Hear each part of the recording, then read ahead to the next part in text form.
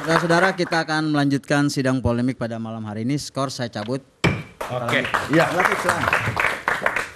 Dari tadi kita belum ketemu berarti.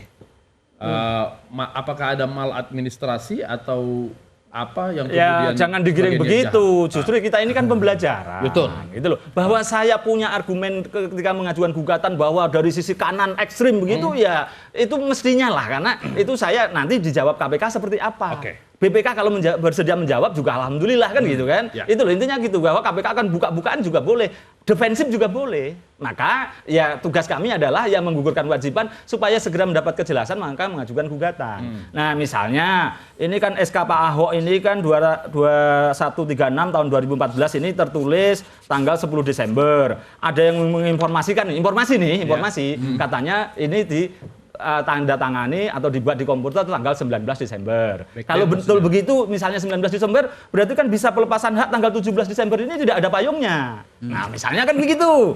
Terus juga ada SK dari Kepala Dinas Kesehatan. Ini kan nomor 2930 2014. Ini tersini kan ditulis 8 Agustus 2014. Nah, informasi nih, gitu loh, informasi aja.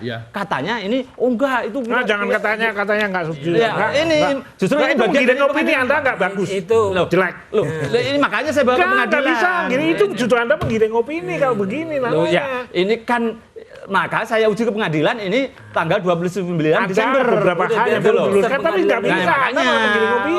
Makanya saya hanya karena ini kan SK yang tertulis tanggal begini namanya kan gitu. pra-peradilan itu menunjukkan profesionalistis dari penegak hukumnya. Ya.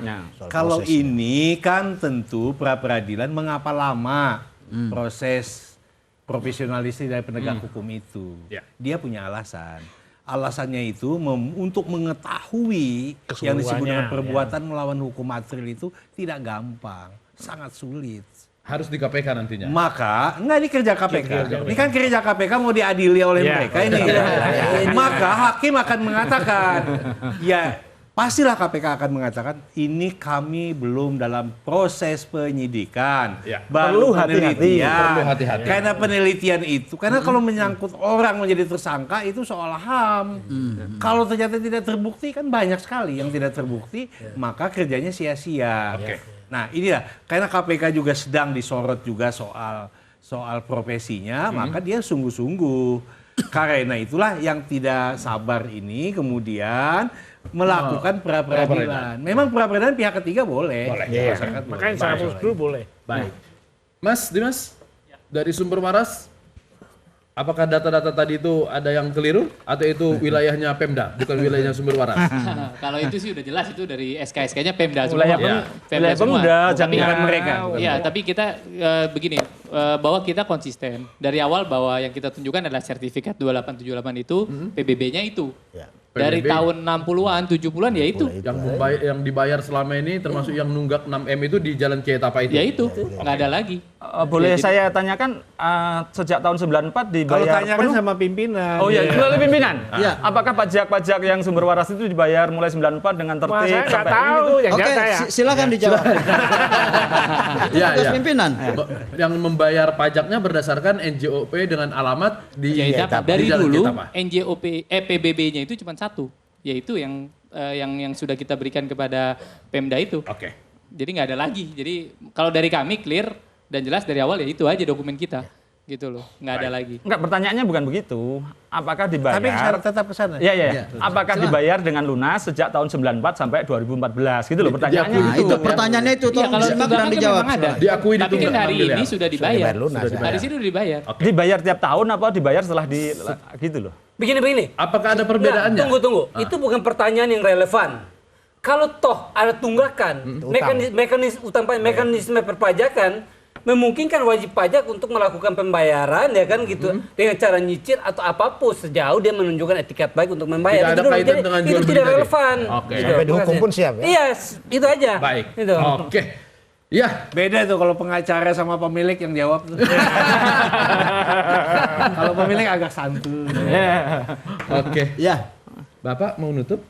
baik. Kita nampaknya sudah di ujung ya. Belum. Ujung apa? Belum, kita belum di ujung. Belum. Biasa-biasa. Udah di ujung tanduk saya. Enggak, tapi supaya gini, kalau di depan supaya saya kelihatannya bisa ngomong juga gitu. Iya, iya. tadi kalau kita nganggap ini jet lag ini, nah sekarang orang yang jet lag itu cepat sadar. Dan ini kemudian menjadi bagian yang informasi tadi ke masyarakat. Oke, kita boleh rada kenceng ini, tapi kemudian akhirnya toh ketemu lagi ilmu dari profesor tadi. Jangan asal setuju, kasih argumen. Kok Anda marah setuju dengan Anda? Oh, setuju dengan saya. Justru kita mohon maaf Pak Arswendo. Jadi karena ini seakan-akan mejanya sana dan sini. Saya dengan Pak Petrus itu biasa. Pra-peradilan bareng-bareng kasusnya Bang Bali itu kita juga pra-peradilan bareng-bareng, Pak. Jadi jadi sudah kadang-kadang juga nggak sabar. Pak Petrus pun juga nggak sabar. Baik, kenapa persoalan ini jadi ramai? Kenapa persoalan ini jadi ramai? Saya yakin karena ini ada momentum memang dimainkan. Kemudian juga kita jangan sampai tergiring opini yang kita giring untuk masyarakat sehingga masyarakat menjadi semakin bingung atau terprovokasi. Persoalan ini tetap kita mencari jalan keluar melalui mekanisme yang berlaku. Pihak-pihak yang bekerja biarkan mereka bekerja. Ya, saya yakin itu kita akan mencari solusi. Tepuk tangan saya offset. Oke, kita tepuk tangan. Dan yang terpenting adalah bagaimana persoalan ini menjadi semakin terang benderang, tidak menimbulkan suatu hal yang lebih kisruh. Bahkan kalau misalkan terindikasi ada hal-hal yang negatif, perbuatan jahat dan niat tidak baik, ini kita hindari sama sekali. Karena kalau sampai terindikasi ada kepemilikan nyanyi kayaknya. Iya, hampir nyanyi. Jangan sampai ini masalah uang negara ini dikuasai oleh sebagian orang. Karena negara bukan milik golongan. Negara bukan milik golongan dan juga bukan milik perorangan. Dari itu jangan seenaknya memperkaya diri membabi buta. Udah cukup. Udah. Kok di ujung kayaknya ini partainya Satria nih. Jangan. Partai idaman. Kata Bapak nggak enak yang terakhir. Kenapa? Membabi buta. Ya, saya kan tidak nengok ke Anda. Saya cuma mengucapkan. Babi saja nggak enak, apalagi babi buta ya. Oke, baik. silakan Pak. Mudah-mudahan diskusi pada malam hari ini. Diketok bukan mudah-mudahan. Iya, memberikan nilai bagi masyarakat dan kita semua. Ini. Kenapa Pak? Ada apa lagi Pak? Itu tadi sudah konklusi atau belum itu? Belum sih sebetulnya. Belum lah ya. Tapi nggak apa-apa. Mudah-mudahan diskusi tadi sudah menjadi konklusi. Biar masyarakat yang menilai sendiri. Saya tidak mau menggiring opini. Sidang saya tutup. Assalamualaikum warahmatullahi wabarakatuh. Iya, terima kasih Bapak Mujlai Khatulistiwa, Pak Bonyamin, Prof, Mas Wendo, Pak Selpasus, Pak Petrus, Pak Dimas. Terima kasih. Juga buat semuanya, teman Mujlai. Tepuk tangan untuk kalian semuanya.